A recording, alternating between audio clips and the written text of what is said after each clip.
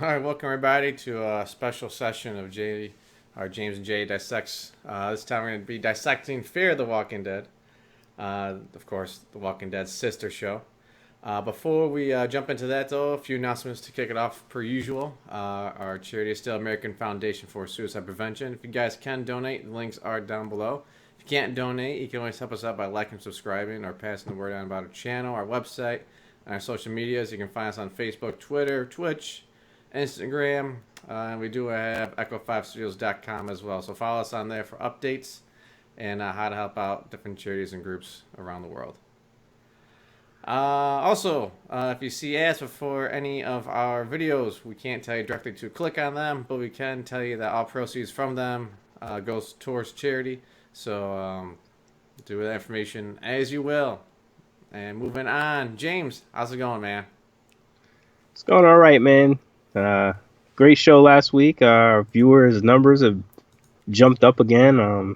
We appreciate that. Watched YouTube, and the numbers have jumped up a little bit there. Season 7, we went on a little slide with the season, I guess, a little bit, but it picked up the last 5 or 6 episodes or so.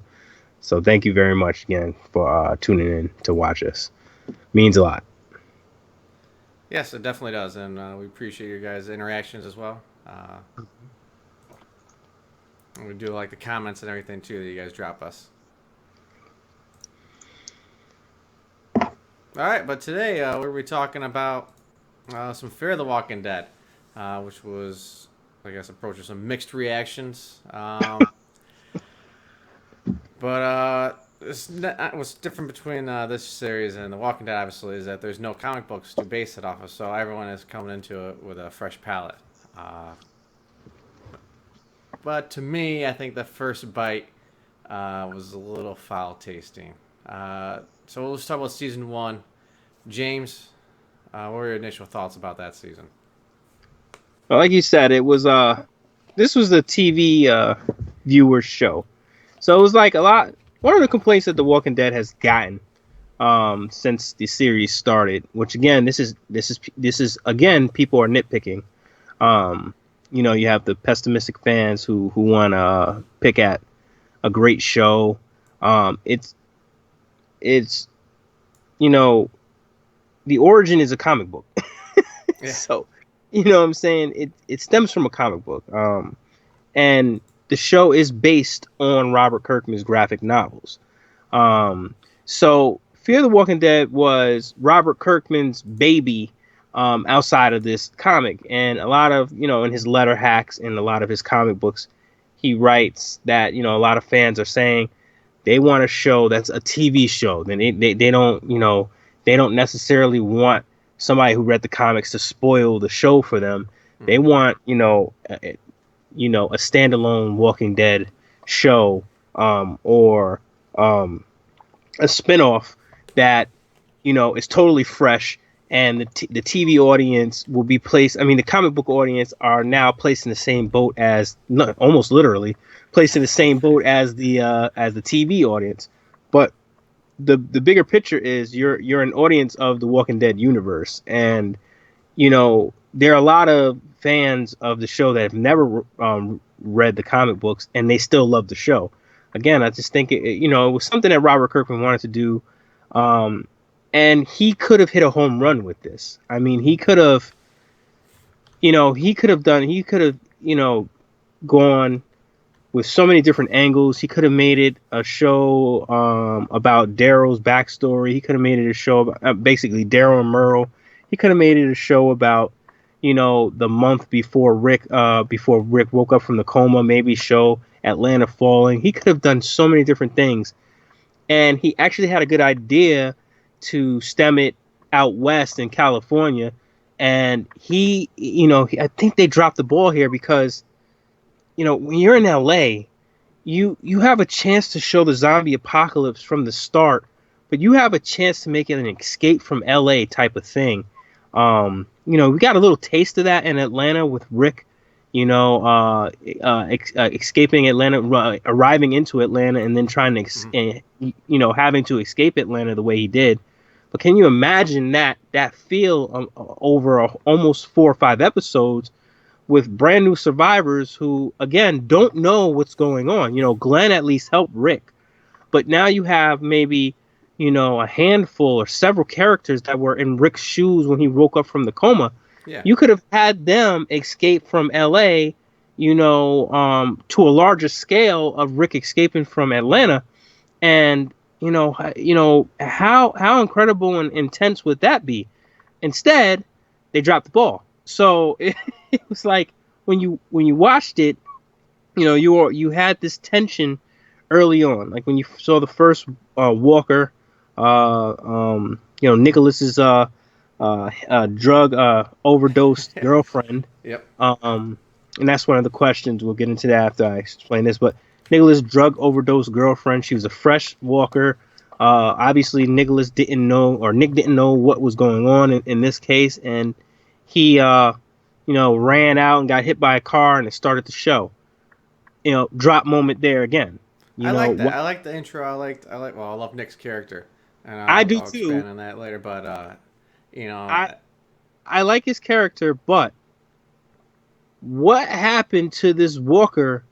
And he got hit by a car. I know the Walker couldn't come out, but it was almost like just a little tease, and I don't know.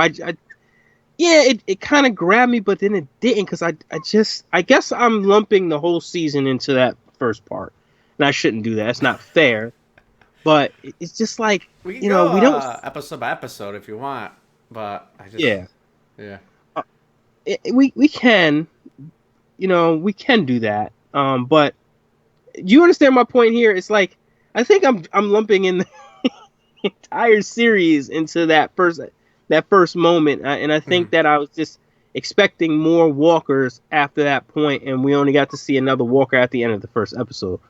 But I think the first episode as a whole, as these characters are learning, slowly learning that Walkers are coming to life, or the dead are coming to life.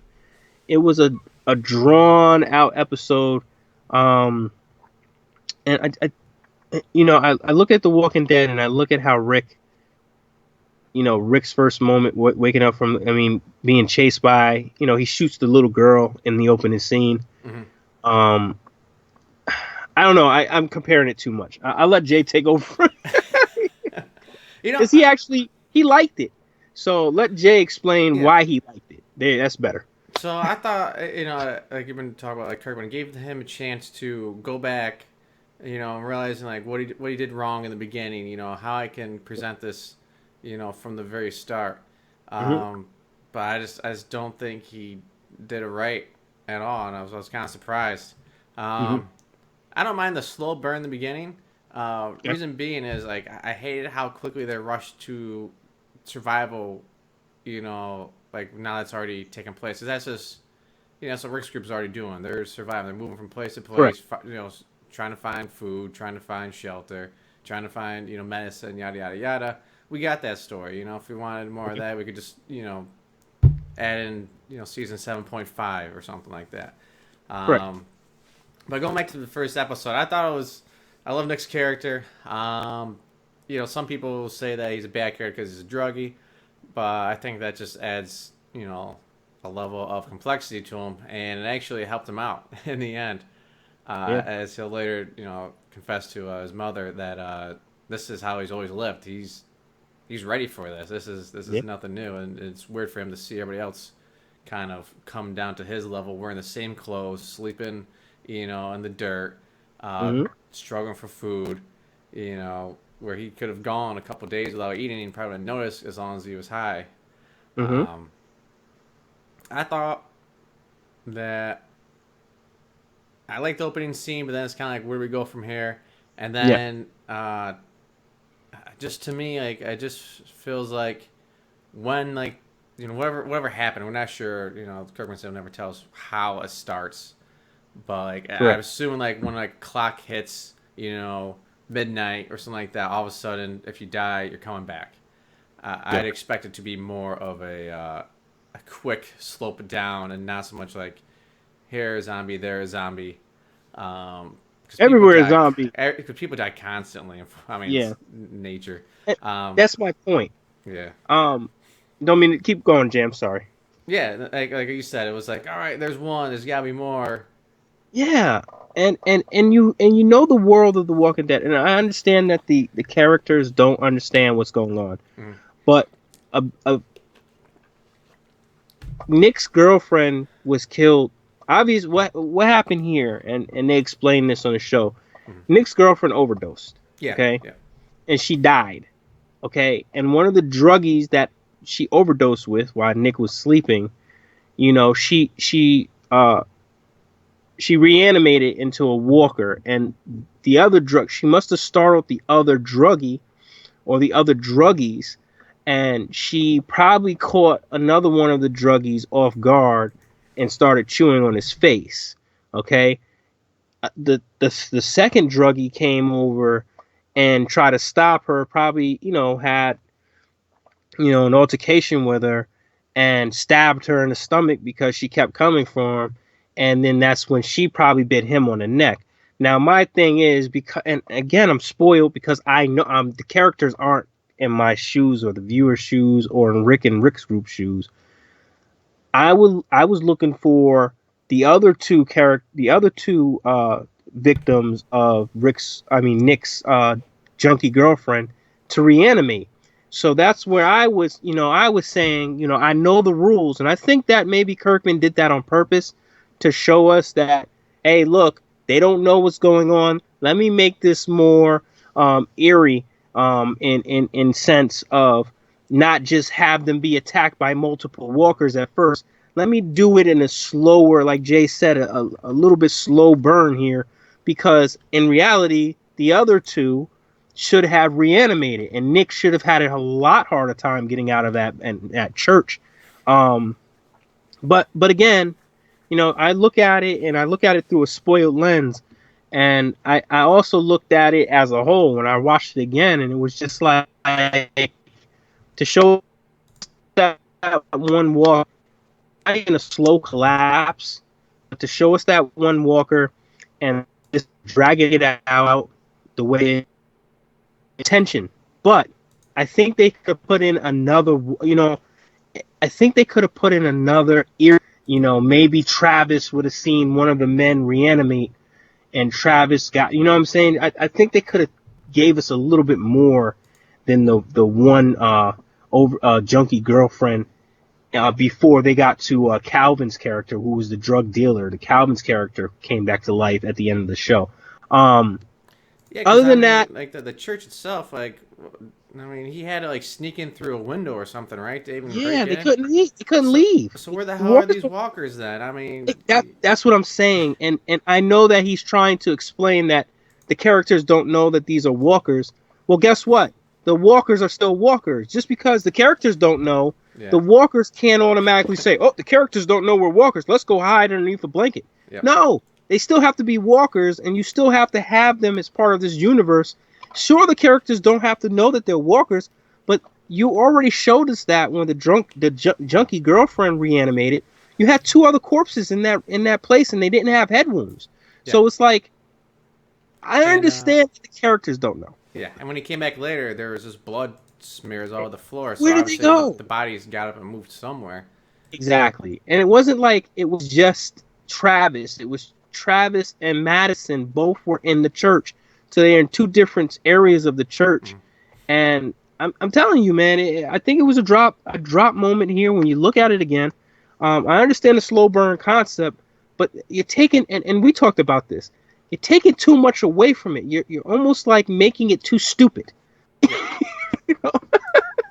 Yeah, and just for the math, every second 2 people die in the United States. So that's correct. How fast, you know, every 2 seconds, you know, without head injuries, or every second there'd be 2 more zombies. You know, just by death. You know, and then obviously they'll bite people, yada yada yada. But yeah, so there's a lot going on. And when they were in the hospital, okay, the walkers already reanimated before Nick got hit by the car. You're in a hospital that place should have been a lot more hectic than what it was. It shouldn't have been calm the way it was and people walking around. When Nick went to the hospital, shit had to have already started hitting the fan just by Jay's logic right there. You know, that's basic statistics, and they use that in the show. So if every second 2 people are dying every second, right? Yeah, 2 people every in second. a hospital. Yeah, come on. In a hospital, Nick is laying there eating peaches or whatever the hell he's eating, and Madison's coming in, and you know, Alicia's coming in sleeping next to him, and Travis is walking in and out the hospital. Yeah. Are you serious? There wasn't any more reanimations from the time Nick got hit by a car, Yeah. transported by ambulance. Come on. So it was almost like if they would have showed, you know, Nick getting transferred to the hospital and the hospital being completely full, and you know, I think an Escape from LA type of feel to it would have been much better, and much more believable than what they did. And again, I think this is Kirkman trying to exaggerate that the people have no idea what's going on, but that shouldn't take away from the actual world of walkers that we're in. You understand what I'm saying? The character's ignorance should not take away from the laws of The Walking Dead. Yeah. So one thing I was like talking with Kelsey about this, and she mentioned like, you know, they broke a lot of the rules that The Walking Dead kind of established. Too many rules. It's that, you know, you could be, you know, ignorant and like in the zombie, you know, to them. Like, I don't understand that, but to bring characters that are just ignorant in general is just infuriating, you know? Yes. Where it's like, you can understand like, oh, I don't know about killing them in the head, or, you know, shooting them in the head, or doing, you know, stuff like that, or if I get bit, I'm going to turn, you know, or how that works. Okay, that's fine. You can be ignorant of that, but just to be dumb in general, it's tough. You know, like maybe the Breaking Bad theory is right, and maybe she overdosed on some Breaking Bad drugs and it started over there. Because I mean, but I just feel like that'd be easy to contain, and that'd be a slow burn to start from like one place and get on over. You know, and I guess I could see how people can nitpick The Walking Dead. I'm not nitpicking the Fear of the Walking Dead. It's just when you make the characters so ignorant, and you know, you make them so ignorant and you exaggerate their ignorance, that's one thing. But when you create a universe for the viewers, that universe should remain the constant variable. It should not adjust itself to the ignorance of these characters. I don't know if people will understand what I'm saying. I tried to explain that to a couple people today. I think one person got it. Okay, the world is going to spin no matter what. If the world is going to slow down so people could catch up, that's stupid. You know, it's going to spin constant. You're breaking the rules of the world around you. And I think that they did that, and I think that was my biggest other than the ignorance of the characters, like Jay said.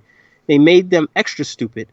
But what you did was you dumbed down the world of The Walking Dead in this first season. And I think if you would have had the breakneck pace with the ignorance of these characters, that would have been much more exciting, because that would show you that the characters had to have a learning curve somewhere. They had to adjust themselves quickly, you know, to keep up with this inevitable. It was just an inevitable. I can't even speak right. You know, you just had this, you know, inevitable moment where they could not, you know, even if you're ignorant, this is still happening. You know what I'm saying? The world is going to shit whether you understand it or not. Yeah. It cannot slow down for you to sit up here and look at a walker and no, you can't. It's still coming for you, and I think that's where they dropped the ball with the season, and that's why I think that's why I didn't like it so much.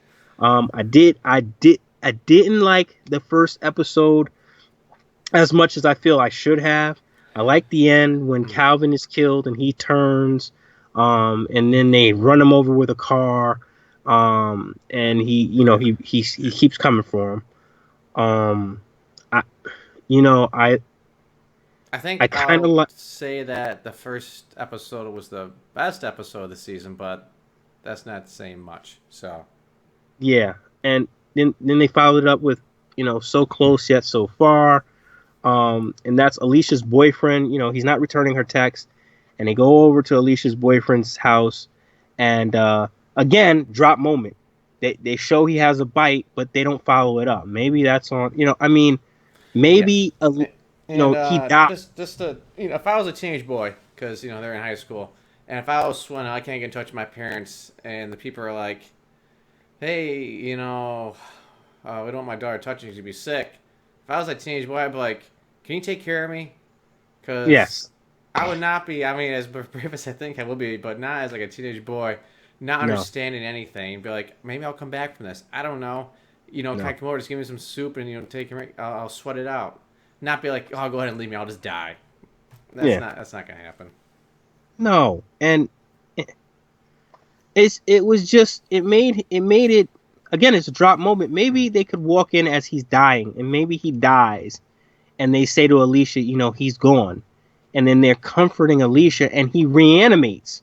You know what I'm saying? That would have been exciting. But again, it slowed it down Mm. so these characters can be ignorant, and it's just like stop taking away from the world of The Walking Dead to cater to these characters' ignorance. And And yeah. Can we talk about the kids? So one thing everybody hated was with Carl, and no offense to Chandler Riggs, but it was just how the kid was written, is yeah, him doing dumb stuff to kind of progress the plot. correct. And no one liked that. No one wrote in saying, I love the character Carl when he was a kid, not knowing what the hell was going on. Hmm. So what they do, they give us more of that. She's running off with her boyfriend. Uh, Chris is being dumb at the riot. Oh God, Dad, I'm a part of it. And then the parents are just like, they're kids too. yeah, and I hate that. Like there's that scene where the father was like, if I was that father, and I don't condone child abuse by any stance, but when there's a epidemic going on, if you need to slap your kid in the face to get his ass away from danger, go for it. Or with Madison, like at the end of the episode where like the neighbors are being attacked, and she just like slams the door and she just stands there and gives this look to her daughter, and she does it a couple other times during the season, and I hate that. It's just cringy. It's just like just effing say something. Just tell her Yeah, you don't know it's zombies, but just say that there's some this sort of isn't right. disease, everything's Yeah, in danger, shit's falling apart. Get your shit together. We gotta act accordingly, not just I'm not gonna tell you. What? yes, What? yeah, exactly. That's my point. And that's And dumb. That's not being ignorant to the zombie apocalypse, like what you're saying. It's being just dumb in general, and I it, hate that. Like, it's an over exaggeration of stupidity. yeah, And Jay hit it on the head. Very good observation. That a lot of people complain that Carl was being a kid and doing dumb shit. Well, you make teenagers who are older than Carl at the time doing dumb shit do dumber shit, yeah, and then their parents follow it up with the dumbest shit that you could think of. So it's like you gave us a child character that everybody couldn't stand because he did the stupidest shit and got into trouble, mm-hmm. but then you follow it up with a whole, a quintuplet of freaking characters doing dumb shit. So it's like, again, I like Nick. I didn't like Travis early on. I definitely don't like Alicia. I mean, for almost 2 seasons, Alicia's an idiot. yeah. I didn't like Madison at first. Still kind of iffy on her. Then you start to meet the new characters, and I like the Salazar family. This is an Easter egg. Miguel Salazar was the character in Day of the Dead, Hmm. and Kirkman named the Salazars after Miguel Salazar's character from Day of the Dead, and that's a tribute to George Romero. So that's where the last name Salazars come in. But I like the Salazars. But You even know, we'll get into actually, yeah, no, this is so Ophelia, yeah. and she's just over the map. I'm not sure what the hell her problem. Like sometimes she acts like a 13-year-old girl, Mm-hmm. like she's completely helpless, and Mm-hmm. then but when her act like the actress playing her is obviously is not a 13-year-old girl, Nope. And then towards the end of season 2, she's like the strong person. So like I was like, I don't know what they're trying to do with her. You know, it's And just the in same. her, She's like helpless, and then she's not, and then she's helpless, and then, she's crying over, collapsing over the food and medicine, and her father is such a strong character. yeah, You oh know, yeah, I love Daniel him. is a monster. I Yeah, thought Daniel was the best character.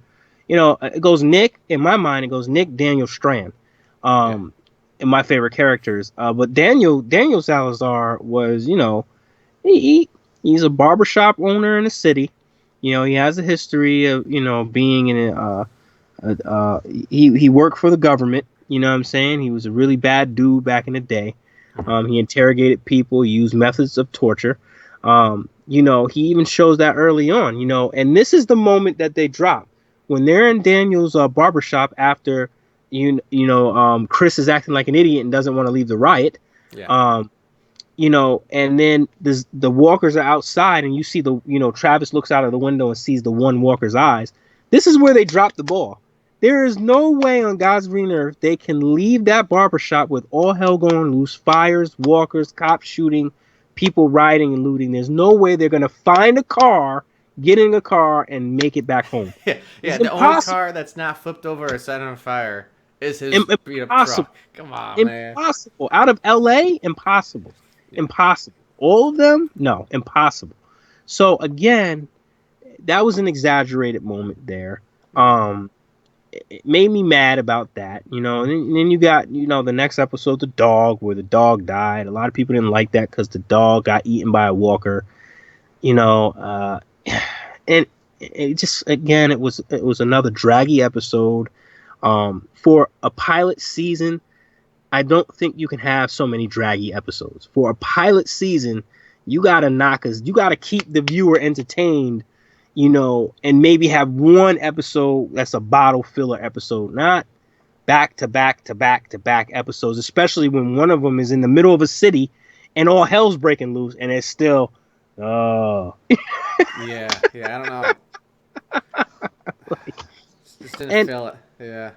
oh, and Like, and then they go, I didn't understand the riot. I didn't feel like all the cops are shooting innocent people. I think everyone watching and be like, "Whoa, there's something wrong with them." yeah, and Mass why message don't, coming out. exactly, you got common sense at some point.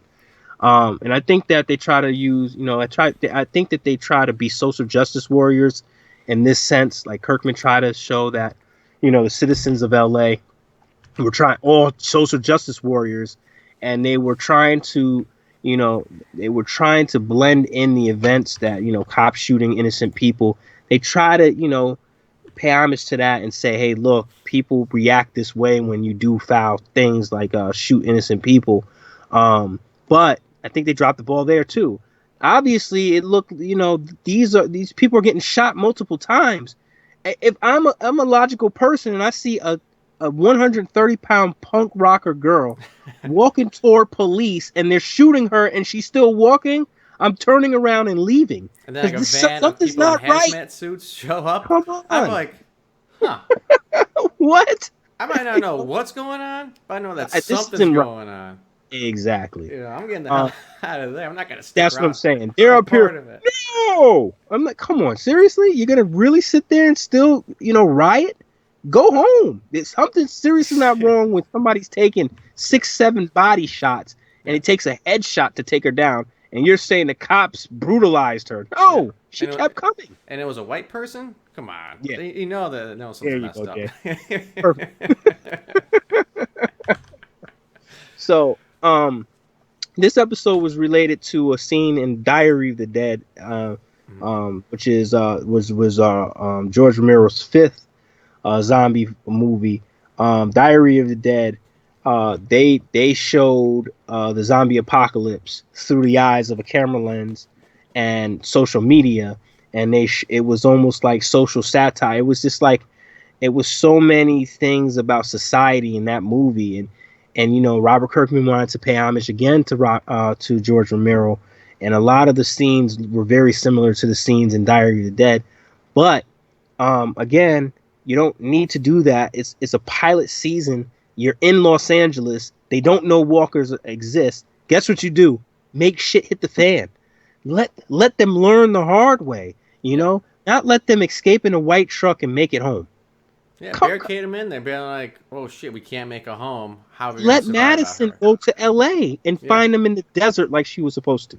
Yeah. You know, um, not Fade Away was the next one where Well, before we jump into the that one, just yep, going back. So this was the scene I talked about, like at the end there, where they're in the home, and her daughter sees the neighbor being attacked by a walker, and she just slams the door and doesn't say anything.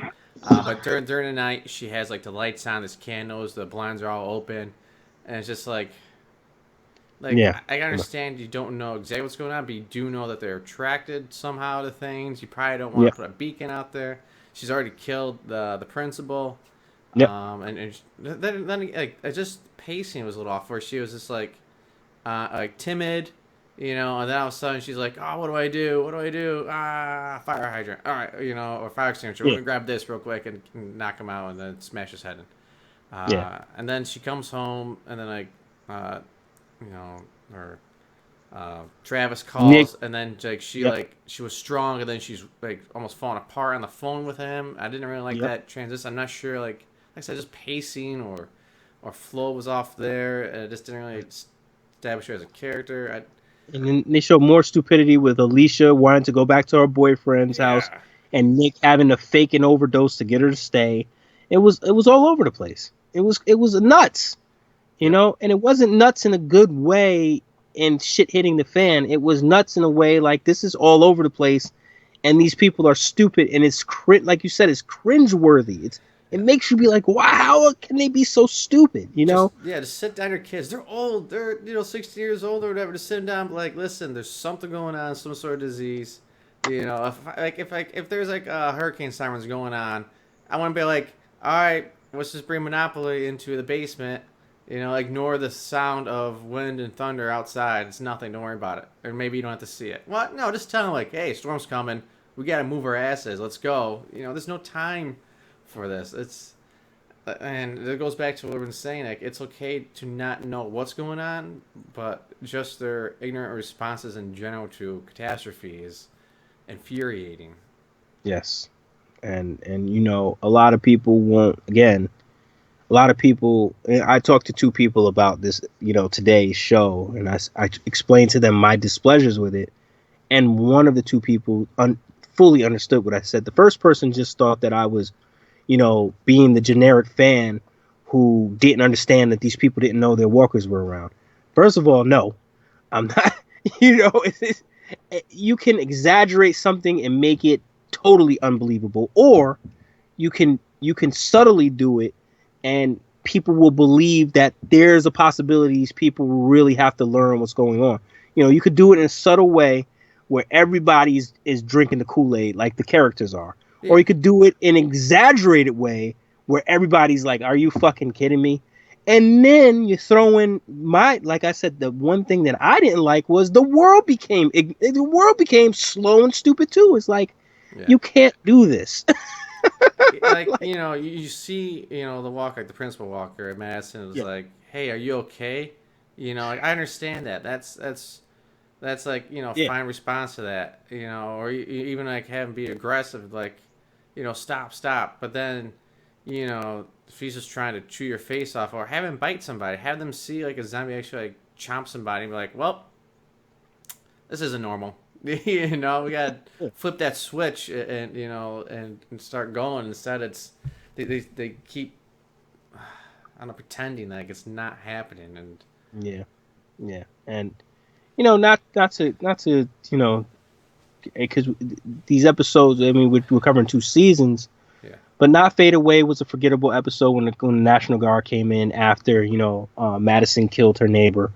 Cobalt, that was kind of a forgettable episode, but you did see Daniel start to show his sign as no a torture going military, on. torturous person. So you start to see that. The last episode was the good man.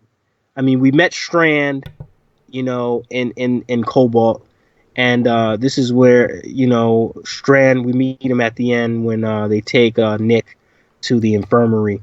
Um, but the last episode, The Good Man, was the best episode. Why? Because that's when Daniels had enough. He opens the door of the auditory, the stadium, and the walkers come out. Now they should have showed that. Instead, they show Strand somehow. I mean, not Strand. Daniel somehow walking around with a cigarette, as if he didn't. He's not out of breath from running from about 20,000 walkers, and there weren't any other walkers other than the ones in the stadium that deterred his path. He just comes walking by the guards, and he's, oh, you better save your bullets for these things. Again, seriously, like there weren't any other walkers around other than the ones in the stadium. There's no way. So it's like, but Yeah. the episode itself was good. It had a lot of tension. Ended off with a main character, Liza, getting bitten. And she was the big character death of the season. She died. A very forgettable first season to me. Um, I did the best episode was The Good Man, which was episode 6.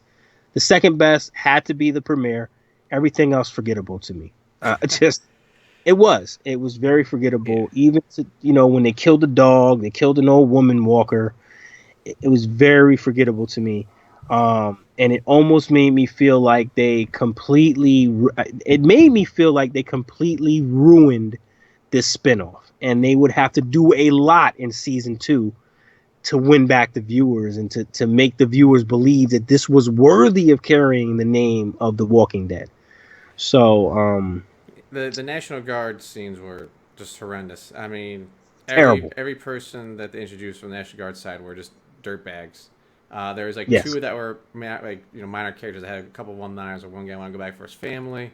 The Yeah. corporal was having some mental issues. Other Yeah. than that, everybody else in the background. But the ones that did get to see were the one being tortured, obviously, but he Yep. went AWOL for his girlfriend. Yep. The lieutenant, who was just a complete dick to the entire group, the entire Yeah. city. Come on.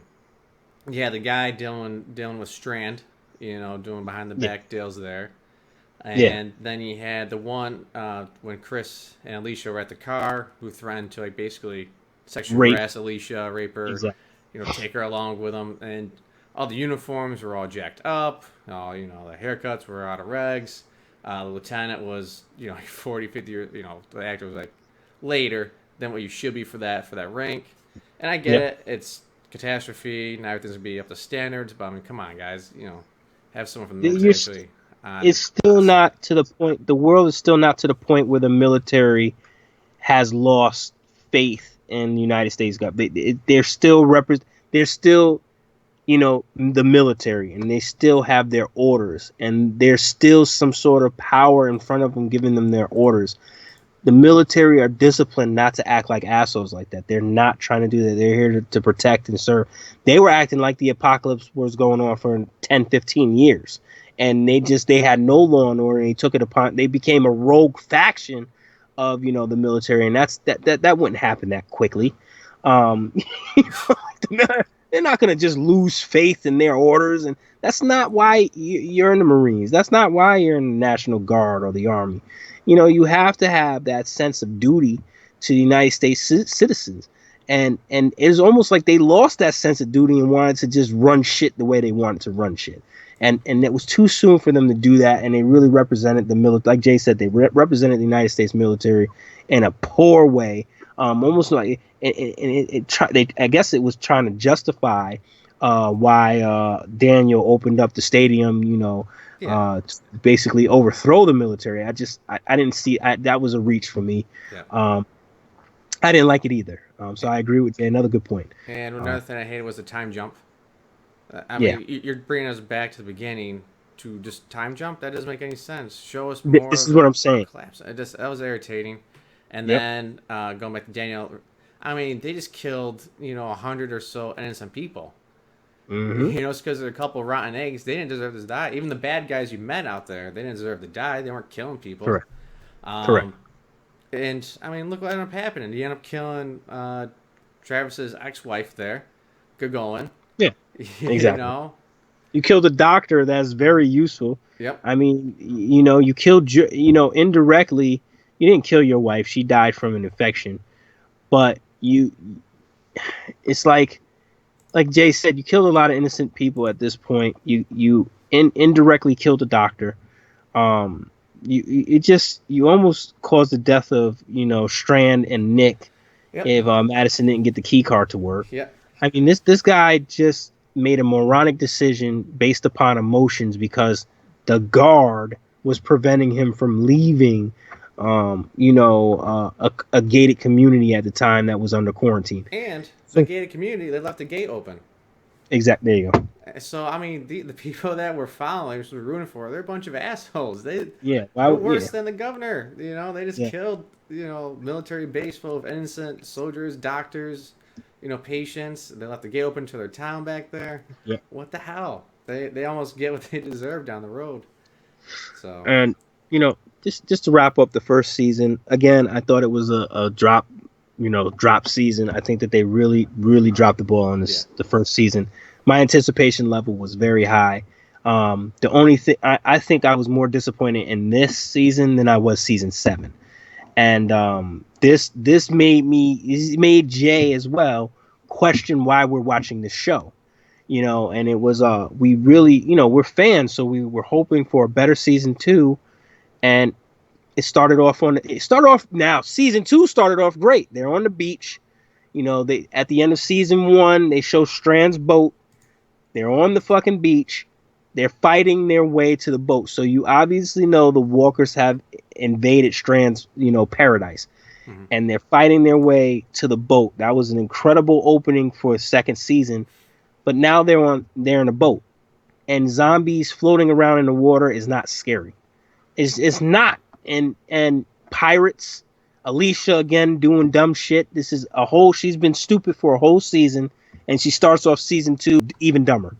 Yeah. So, it's like now you're putting them in the water, getting away from LA. Like what? and it's like you're not. No one wants to see this. No one wants to see them. Like, what happens if Walking Dead was on a boat? Yeah, no. Yeah, no. It's and there was no zombies on the boat. Yeah. One, and he was captured and tied up. Other than that, there were no other walkers on the boat. And now we're just in survival mode, and it's just like you missed to be different. Now we just have. It's a different group. There's different dynamics within the group, but now you're still in the same, world as our survivors are in The Walking Dead. And like I said, it's unfortunate. I like the actors. No knocking them. Even the writers and the showrunner. I mean, if they ever see this for a reason, I don't want them taking anything personal. It's just my opinion that I didn't really care for, and there's people who really did like it, so good for them. But my personal opinion is it just didn't meet my expectations. Correct. And the whole thing of them being in the sea, when they were supposed to be in California, and then them going into the sea and then going to Mexico, was the biggest brain fart I think that they could have had, because it not only ruined the opportunity to make it, walkers in a city, and they could have made Rick being in Atlanta the ultimate tease to what really would happen if you had to fight off walkers in a city. But then they take it to the water, and walkers floating around are not scary. Pirates chasing you after you go, and I think the second episode was a great filler episode where they find a family on the island, and they had like the suicide pact and whatnot, and they had the children, and I liked that because it was dark. It showed that people are giving up hope. But again, why was it part of the story? Oh, because they had to stop and hide from pirates, and it was just like, Strand's character is being developed more, so I started to like him a little bit more. He's starting to become interesting. Daniel Salazar is starting to go crazy, literally. Ophelia still, she's losing it a little bit, but then she's gaining it, and then she's losing it some more. Alicia's making terrible decisions. MVP again is Nick is the MVP. Chris is starting to lose it because his mom died. Travis is trying to. It was too. Again, being in the water, running from pirates, meeting a family that's going to commit suicide, going to Mexico to find Strand's gay lover, um, and then Chris losing his mind, Madison rescuing her daughter from pirates, and then that fell through the cracks. We don't know what happened with that. It's so much stuff that they just jam packed in there. It made it feel like a Jocelyn moment, a Jay's Oceanside moment. So it was like you have too many of these storylines, and you're cramming them together, but you're dragging them out, and you're putting it in places that it doesn't, it's not necessary. So season 2 is continuing the downward trend of season 1, and how many episodes did it take for us to actually say, man, why am I watching this? It took like one episode for us to be like, man, why am I still watching this? And just if you guys are gonna snipe from one boat to another, I can get a headshot, much less hit anything at all. That was I was like, really? That's that was a that's not stretch. Yeah, same feelings that you've been mentioning. They had some good moments. Also, I thought that they discovered too much too soon. Like, Right. they already found out that everyone's sick. Yeah. And that's something that I was surprised because I think it was Kirkman that said he wished he held off on that. Mm-hmm. And you guys blow that within the first season, first few episodes. They figure out that if you cover stuff with guts, you'll be safe. I thought that should have waited. That could have, that didn't have to be in there for a plot or anything like that necessarily. Yep. Um, And the way they did that was kind of, he covered Nicholas. It was he fell because he was kicking, messing around the zombie in a pit or something like that. It was being eaten by crabs. And it was just And again, they're scavenging on another deserted island, and all of a sudden you have a horde of zombies or a herd of zombies chasing them, and it's just like, okay, they had a fight scene, but this was a jump the shark moment.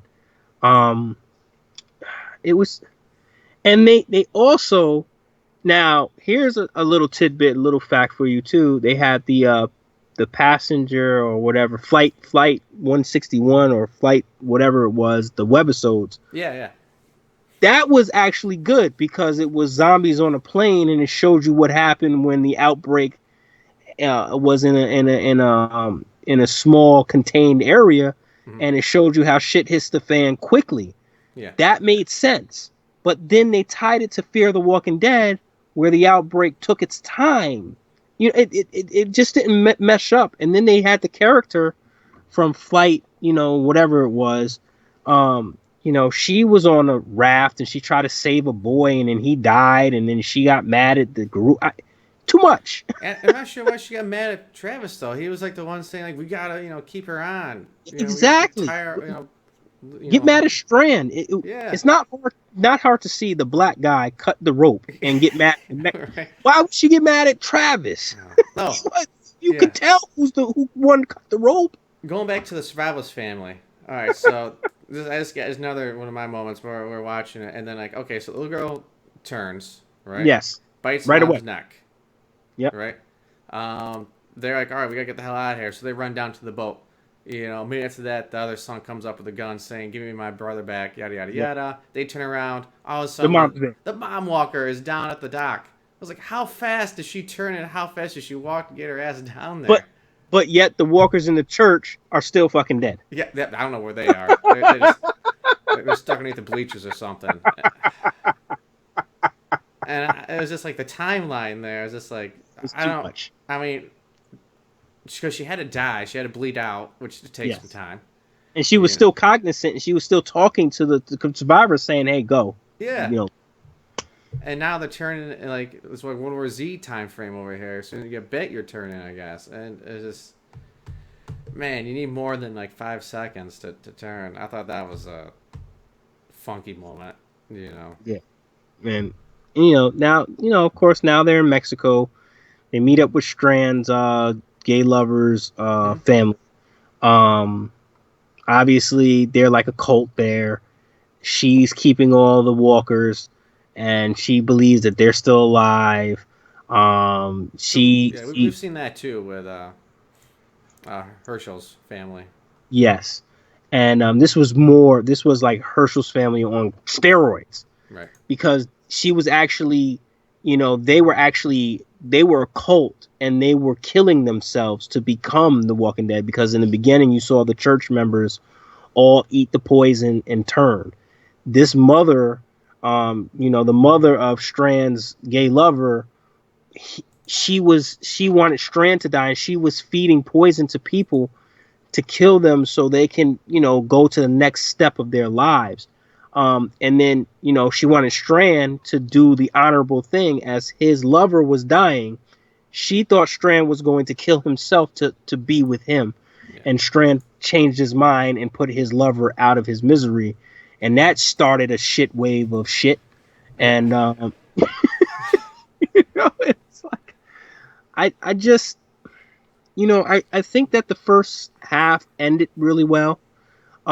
Especially with Daniel, burning down the tomb but of all. There he goes again, and he kills all these people and just destroys everything.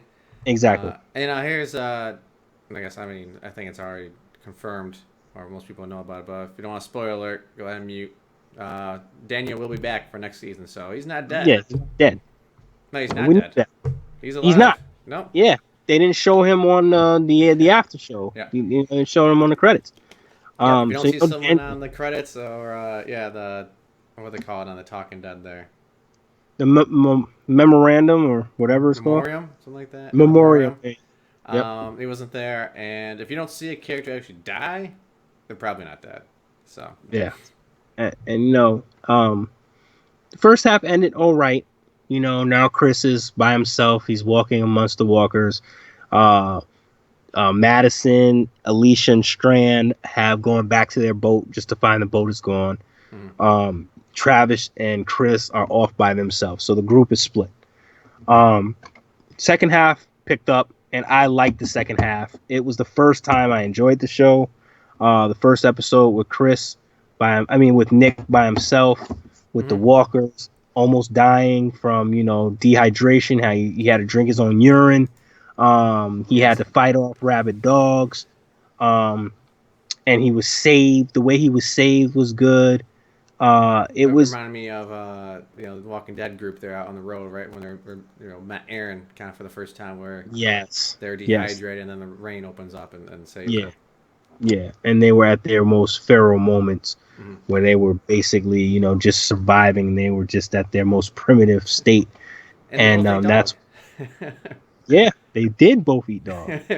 And that was, a shout out to what happened in season 5. But this was a great start. And then of course when they meet the new group, of course Madison and Strand, in the hotel, and they meet the hotel group. I like that scene where the wedding crashed and everybody, it was great. And I think that they actually started to get the idea that they have to make sense of the show in some way, and they have to make it fun for you to watch. And it was just like, they had some moments that didn't make any sense, like Strand and Madison making all the fucking noise, like they did. Yeah, getting shit faced, and then they had it where Ophelia just leaves, how she just got out of the hotel and walked by a whole bunch of zombies in the town. They also had it where they were luring the walkers out of the hotel. Nobody fell. No random walker veered off. It was just, those were exaggerated moments, but they were acceptable because the episodes were decent. Yeah. Yeah, I mean, they definitely picked up, and I definitely enjoyed them more than the first season or the first half. That's for sure. Correct. And I like Chris and Travis's story. That was a great story there. When they're out on the road, and Chris has completely lost his mind. At one point, he tries to kill Alicia, and Madison catches him, and that's how him and Travis ended up on their own, because Travis has to, bring his son back from the brink of insanity. And you started to see moments like that when Chris was interacting with one of the pirates that was an asshole and he killed them. You know what I'm saying? So you start to see that he was slipping a little bit. And then when he's out with Travis, he meets the three rogue survivors there, and they're just bad people in general, and they just don't understand how to survive. Like Travis had a great moment here when he tells the kids, "Hey, look, eat the eggs, not the chickens, idiots." You know what I'm saying? Right, the eggs, we don't have to stuff ourselves, which, they were complaining they were hungry. And Travis was like, that's why you eat the eggs first. You consume, you use, the chickens as a food resource to give you food. You know what I'm saying? Yeah, Not they're too just short term. They're too immediate, they look not long term. future. Yeah. And they killed the guy who owned the farm right away, and it was Chris who did it. And he's obviously going off the deep end, and he leaves his father. The hotel, now the wedding group is interacting with Strand and Madison and Alicia. Phyllis, ran off by herself. I didn't understand that. I didn't like that too much. Nick is in another cult like area with a guy who's pretending that he got bit and he didn't turn. Yep. That was a really good. I like that. Yeah, it was interesting. Yeah. That was interesting because when I first saw it, I was like, yeah, we both said it. Yeah, he didn't get bit. He's lying. Yeah. But that could make you believe that these people don't know. These people believe in anything because they don't know the logic right now. Oh yeah, yeah, and I completely understood that. I didn't There have any you go. problems with that. Like if they're like following him, I mean, we Exactly. don't have, sure. Because they're ignorant at this point, and they gotta believe in something of a higher power saving them. And I like that. I liked how, I didn't like the way Chris died. I think that they did that too fast. I think that they should have showed that, not just a flashback scene. I liked Travis turning and going crazy. I liked, Nick,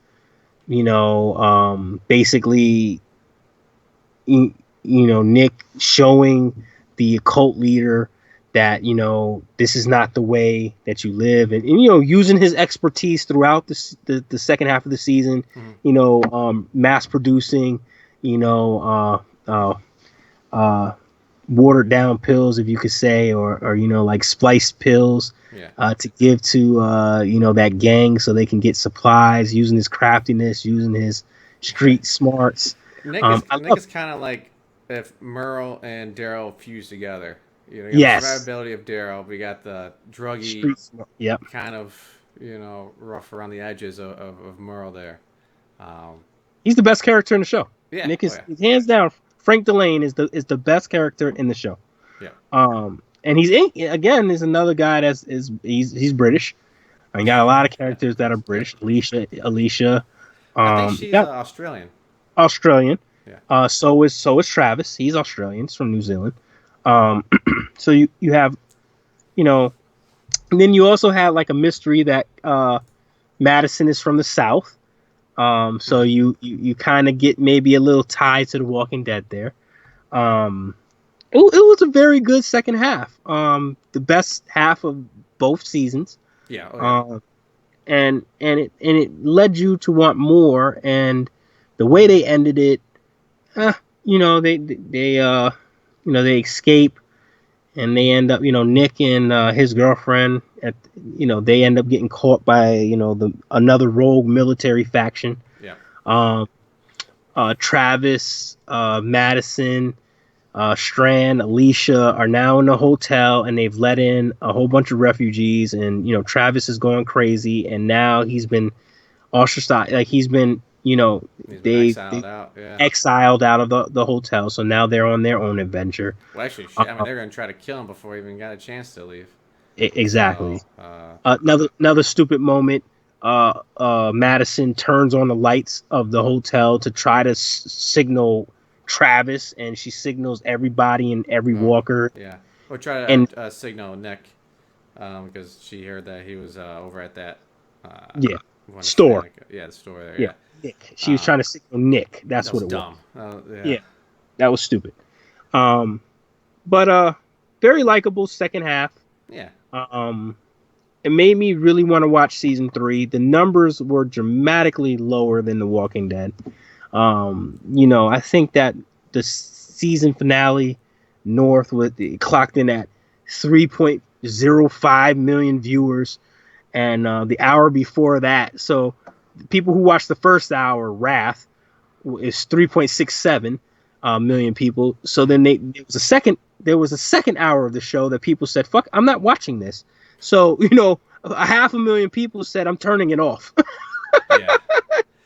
So And yeah, I know we've been dogging it, but it's we just have expectations for The Walking Dead, and everything Yeah. that comes from it, from video games to other tie-ins, board games, or even this season or this series over here. Yeah, But high expectations. I think they definitely picked up the pace. They have Kirkman coming on, like officially as like executive producer, right? Or is it Gimple Yep. coming on too? Or Kirkman and Gimple will be writing some. Gimple will be writing some episodes in season 3. so Kirkman has looking forward to taken that. over. Yep, Kirkman is now more of the director. He's now, he's letting other people, some of the people from The Walking Dead write. I think Nicoteros wrote an episode in season 3. So they're really putting their efforts into this. I think that they got a lot of shit, and you saw the numbers, and I think it was threatened to be canceled at one point. So I think Kirkman doesn't want to fail. So Kirkman's going to do everything in his power to bring the show back up, and I think that that's the right way to go about it. So just basically our quick thoughts on it. It was 2 seasons. We gave you our honest opinions on season 1. We gave you our honest opinion on the first half of season 2, and then we told you, hey, we like the second half of season 2. Yeah.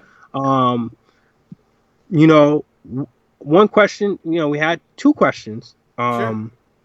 One question I answered: what happened to Nick's girlfriend? How she died? We talked about that. Yeah. Obviously, we talked about the whole way she had died.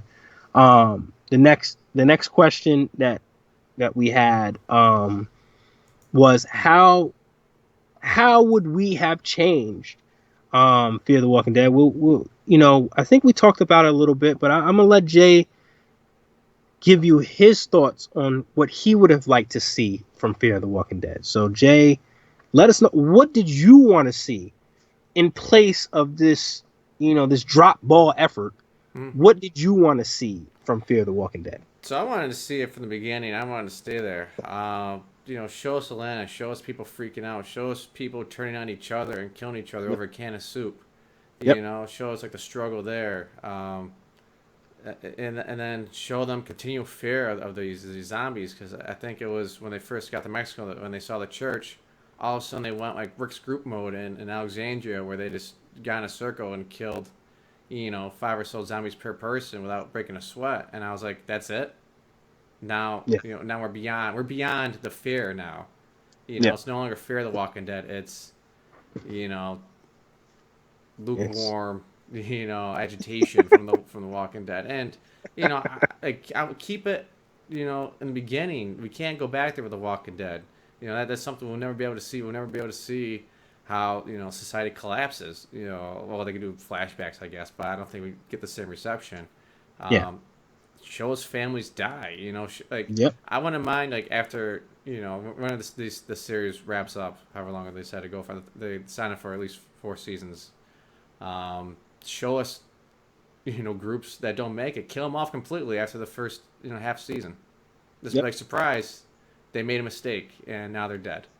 Yep. I thought they were the main character. Well, they shouldn't turn the light on, because since they did that, they're dead. I like to see that, and then move it around. All right, this is the group up in Minnesota. How does the winter affect them? Let's see what happens up there. Kind of bounce around a little bit. But I think they've painted themselves in a corner now where it's going to be similar pace to The Walking Dead now. That's excellent.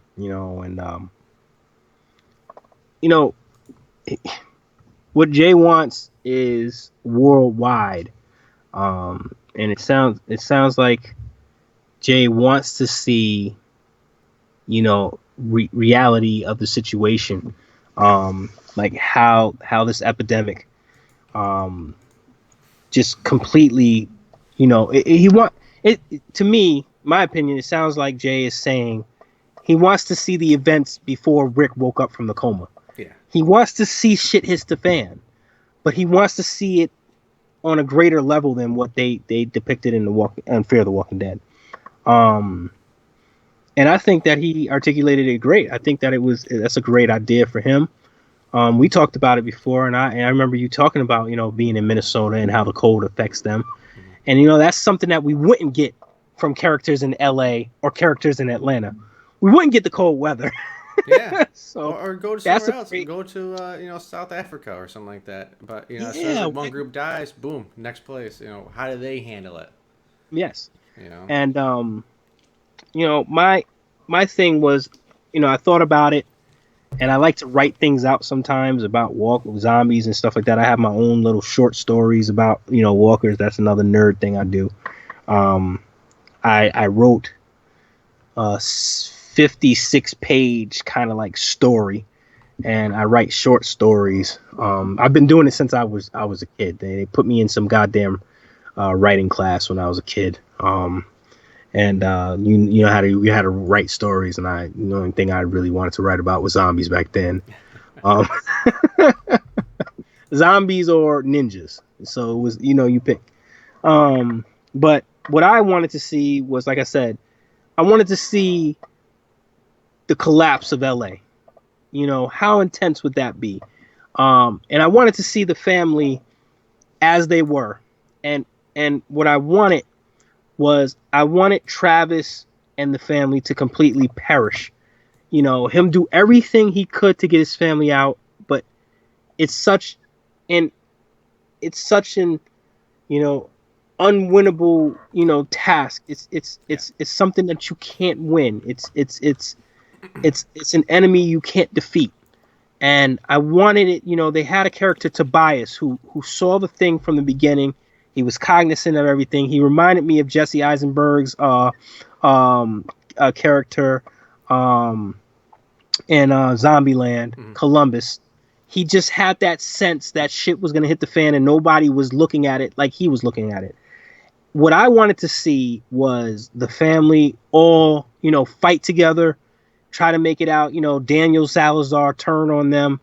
First season, they almost make it out and they die. And Tobias, from a distance, because they show binoculars, from a distance, look and see like maybe a building that they were in or sent them a signal for completely collapsed to show that it was all over. And then hand the binoculars to Madison. And, because Madison was supposed to meet him in the desert. But I think that would have been a great way to show the collapse of LA, to show you that nobody's safe, to show you that, this really did kill people. And only, certain people would survive. Maybe Tobias, Nicholas, and Madison survived, or maybe just Tobias and Nicholas survived, or maybe it was different. Maybe only Tobias looked through the binoculars and saw the collapse of LA, and maybe Strand is next to him saying, "Okay, kid, let's go." Now you have another group of characters. But at least maybe correlate Tobias's existence, because now all of a sudden it's a mystery of where he was at. So it's like maybe he's the survivor and he's looking through binoculars and he's saying it's all over for them. You know what I'm saying? Yeah. And they didn't listen. That would have been what an intense thing that would be for the first season of a show to kill off everybody in their main cast. How revolutionary would that be for a show, and how courageous would that be for Robert Kirkman to say, this is what I mean by nobody is safe. I can't do this with the Walking Dead characters because they're comic book characters and people will get mad, but I can do that with these people I just created, just to show you that this show, literally nobody is safe. I'll kill off Nick, I'll kill off Travis, or maybe just keep Nick alive. I'll kill Madison, Travis, and Alicia in the first season just to show you nobody's safe. Well, I mean, that would have been amazing. Wow. They killed off the three main characters. Unbelievable. You know what I'm saying? Liza dies. yeah, like Dan, end of first season having like Rick gone, Shane dead. can you imagine that? I just be like, where do we go from here? Exactly. And then you could take the show in a different direction. Maybe Tobias, has family in a different place, like Jay said. Maybe he goes north from LA and he treks up. He wants to go to like Seattle, or Mhm. he wants to make it to Canada. And you show his adventure and maybe kill him off after he meets another group. You know what I'm saying? Like kind of like kind of like transfer the survivors as you go along. So I would like to see that. So I agree with Jay. His is more of a randomized, global thing. Mine would be, transfer to the next. You know what I'm saying? Just okay. This group died. This was the sole survivor. This guy made it here. This group survived. You know what I'm saying? Like Yeah. kind of like bounce around in that way. I think that would have been creative. But anything would be better than what they gave us in the first, season and a half. Yeah, So, like I wanted to see like with Abraham's flashback, where he beat that guy to death over like the soup can in the grocery store, yeah. and his wife took his kids and ran away because she was scared of him. Mm-hmm. Show me that. Like, show me where they stop being human. Where the Yeah. societal rules are just like, you know what, they're over now. It's Mm-hmm. survival. Mm-hmm. That's what I really wanted to see, and we've been right knocking it more than we are applauding it. But there's some high moments. I like Tobias' character. It kind of reminds me of like Jerry from The Walking Dead. Yes. Pudgy kind of guy everybody likes, rooting for. Yeah. Liked him. If you didn't know who Jerry was, he's one of King Ezekiel's main generals. Jerry. Yeah. Uh, Yeah. but you know what? We are excited for season 3. So Yes. that's good. So that It's that should upswing. that should show everybody that we can dissect it, and we can tell you what we don't like. We can also tell you what we do like, and still have high expectations, for the show in general. Because just because we don't like something, I think you have to give things a chance. Yeah. And especially if you really dedicate, like we've dedicated years, a lot of Sundays to The Walking Dead, and to not give this show a chance after one season, would be a failure to ourselves. It would show we're really not truly a fan of the universe, and we are. So we continue to give it chances, and we're gonna ride and die with the show until I know I am, I know Jay is, until they discontinue it. Yeah. So it's like we have a right to be upset, we have a right to knock it, but we also have to give it a chance. And if we're true fans, we have to find the positives in it. And I think that that's what makes us true fans of the show, and not just of the universe, and not just fans of what's on TV. Just understanding that we love this universe, and we love the Walking Dead universe, and we're going to stand by it. So for us to look forward to season 3 after going through season 1 and half of season 2 says that the show is trending upwards. Yeah. I mean, like James said, We be didn't think it would critical. make it to season 3. Yeah. We didn't Yeah. think. Because there were doubts, whether or not they're gonna It be was. able to make it. I'm still uncertain as far as like the killing of Chris, if that was, because I know he had a gig on one of the superhero series there on TV. Yes, he If did. that He was had it. rushed, he wasn't happy. It was. It Uh, was. He definitely had another show. I can't remember what it was. I don't think it was. I don't think it was The Flash. Might have been, but I'm gonna say I don't. I'm not too sure. But he did have another show. It was starting very soon. Um, like I don't know, like Jay said, it just is it was too quick. And he's the show that he was gonna be in 2015 Warrior Road, and he was gonna be in Paul Blart Mall Cop 2. He was in Mall Cop 2.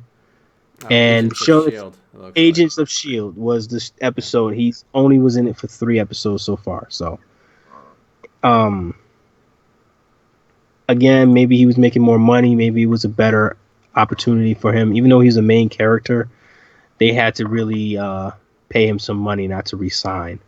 Because it's, you're going from Fear the Walking Dead, you're going from that Walking Dead universe. If somebody else wants to sign, if I'm an actor and I'm one of the main actors, a recurring star, you really have to convince me to leave this. Like you can't just say, hey, look, it's a little bit of a pay cut, but no, you can't talk me out of this. So, Yeah, hopefully after these missteps, they'll rebound.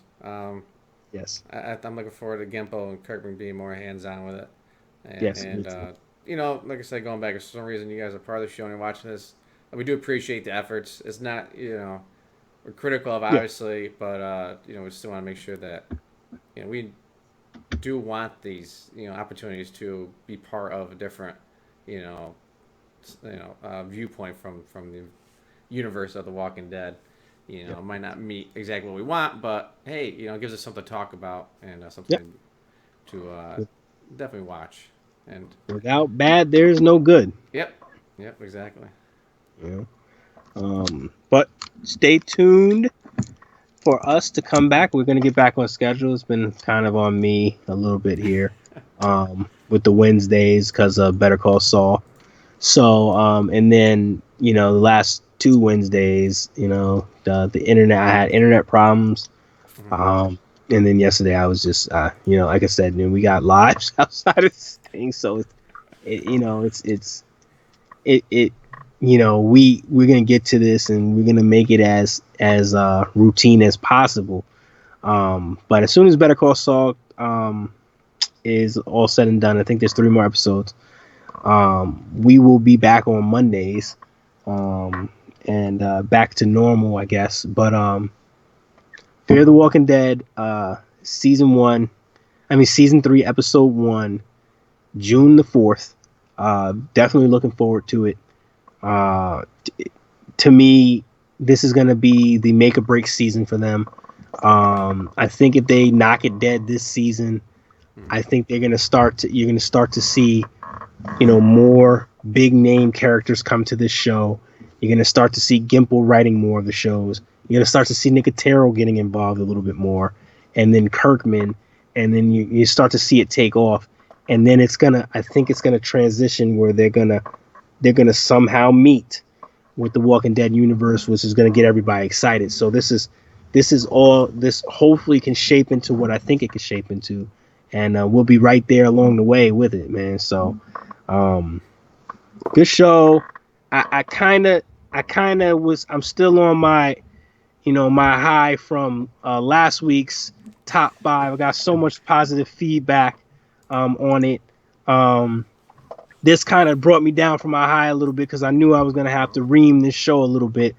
But definitely I want to say definitely if you have Walking Dead season 3, The New Frontier, the Telltale games for Xbox One or PS4, definitely get the final 2 episodes if you haven't played them. Episode 1 through 5. It's intense. It's a very good 3rd season. I look forward to season 4 of that. Incredible. And I'm not going to spoil it for anybody, but definitely get it. And June the 7th is the final issue. Not the final, not issue. Well, the final issue of the Walking Dead, issue 168. This is the final issue of the set, and obviously there was a big reveal in issue 167.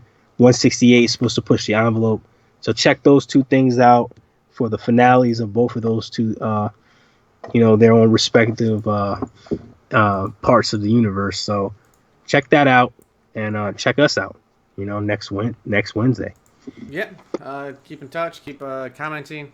We did have some comments on Twitch channel. We do I do monitor the chat as much as I can, but if I get in a flow, I make sure I don't get off of it. So be patient, guys. Do comment, ask us questions. I won't necessarily have a typing chat with you all, only because my keyboard is mechanical and it's loud, and also I want to make sure I give James attention. And so if there's some sort of conversation we're supposed to be having back and forth, it's not all disconnected where I'm asking him to repeat himself 100 times. No problem. But we appreciate you guys watching. Appreciate you guys asking the questions that you guys did. We hope you guys tune in this Sunday to For the Walking Dead. Give it another shot. I think with some of the higher ups getting on board, and I think the season kind of finding its footing, we'll be in for a much better ride going forward. Correct. Other than that, James, you have anything before we call it a night? Yes. I got tons of questions, tons of comments on our last show, top 5 zombie movies. Might do another poll.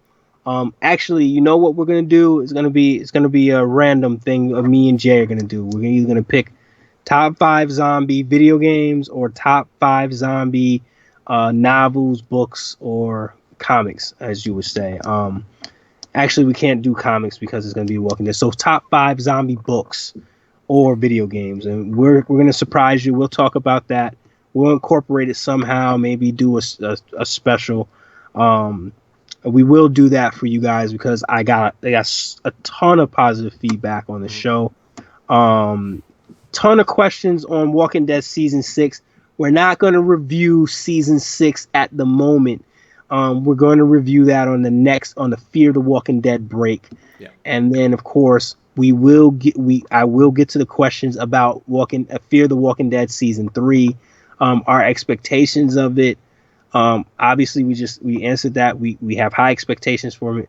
A lot of questions I got on season 3 are subjective, and I really don't want to do that before I see the first episode. So yeah. Here until For the Walking Dead's off the air, or until the break, we'll be strictly For the Walking Dead. Yes. And then during that break, that's usually where we save up for those top 5 as in betweener there. Yes. So definitely look forward to that, and then maybe we'll figure it out. But I don't want to give any I don't want to answer some of these questions about the Passage, which was the webisodes. I kind of want to get into season 3 and then kind of answer them as we get into season 3, just to keep it flowing. So thank you for the questions. I'm not ignoring you guys. I promise. Jay and I'll put our heads together here and we'll talk about how we'll construct the breaks, and maybe, like I said, maybe we'll do the top 5 in the break. Maybe we'll change our mind. But stay tuned, man. Next Wednesday, we will be reviewing episode 1, season 3. All right, guys. Thanks for tuning in, and have a good night. Have a good night, everybody.